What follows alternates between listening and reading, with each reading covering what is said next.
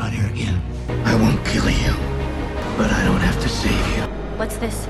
Leverage. For what? To get things moving. Him again. Who are the others? Can you drive stick? I'm sorry, Harvey. Where's Dent? I want the Joker. I don't need help. I'm considering it. Drop the gun. Who are you? Someone like you. Then why do you want to kill me? If I get him to you, can you get him to talk? Storm's coming. I'm counting on it. Oh, sheesh. Lighten up already, will ya?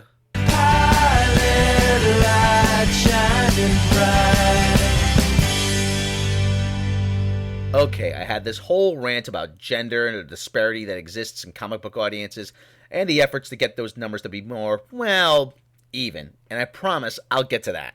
So if you've seen Guardians of the Galaxy, hopefully you've enjoyed it. But I've seen lately that there's been this backlash in certain corners of the movie-going public. Why? Because they feel the movie isn't serious enough and has too many jokes.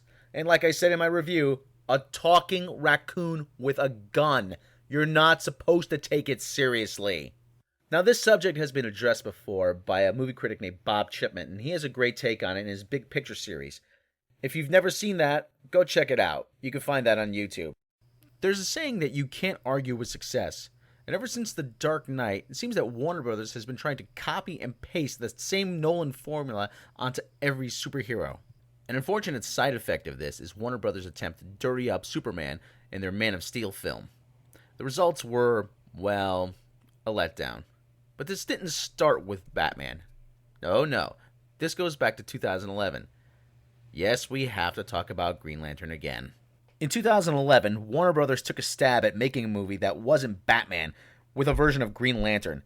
I want to say that the results were forgettable, but there's no way I could forget such a god-awful piece of like this. The script was poorly written, Ryan Reynolds looked lost, Blake Lively gave a wooden performance as Carol Ferris, and the CGI was so bad it looked like it came from the pre-Jurassic Park era. The main bad guy, Parallax, went from being an insect to being a disembodied brown cloud floating through space. We could spend all day on Green Lantern, but what it comes down to is director Martin Campbell had no idea how to get the material across to an audience.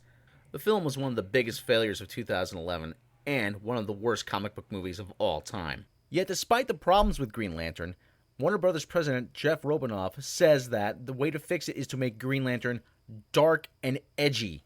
The fact that Green Lantern wasn't edgier and darker is not why it failed. Green Lantern failed because it was an absolute mess of a movie made by people who had no idea how to bring a character like this to an audience that maybe knew the character but didn't read comics.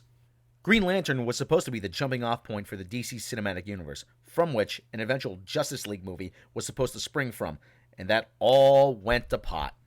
But what ticks me off the most about the bungling of Green Lantern is that the solution for Warner Brothers is not to take a look at what didn't work and try to fix it, but to apply a Dark Knight aesthetic to any future film in the DC stable of characters, and then try to convince audiences that this is somehow a more mature take on the material.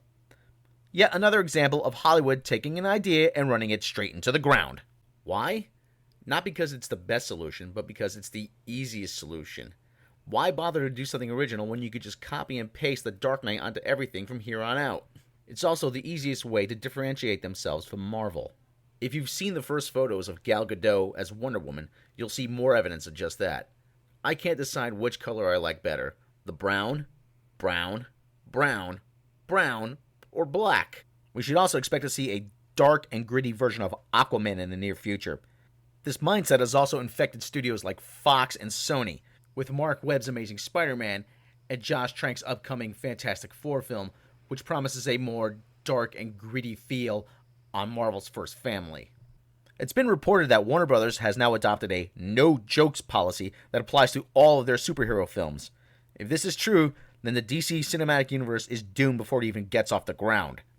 This has even bled over to fans now, where they believe that if something has a lighter tone, or if someone makes a joke, that it's somehow camp. There's a vast chasm between having a lighter tone and being camp.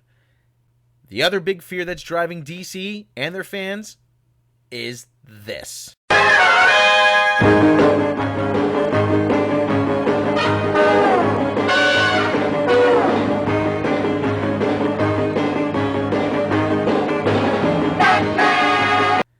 They do not want to see Joel Schumacher or Adam West's Batman again. Banging on the same chord will not make a film more mature. It'll make it boring. Applying the dark and gritty aesthetic to every character isn't going to work, because what happens is you dehumanize a character. It'll fail to connect with audiences and it'll grow tiresome. If you had to watch a movie where every character in it was the Terminator, you would get bored really quick. Now, this is not to say that the occasional dark and gritty reboot doesn't have its place. Occasionally, it can be enjoyable if done right. Are we really at the point where a film that plays better to kids than it does adults is a surprise? Being dark, moody, mopey, and morose isn't interesting and it isn't deep. It's boring, especially when everything looks exactly the same. See you next time.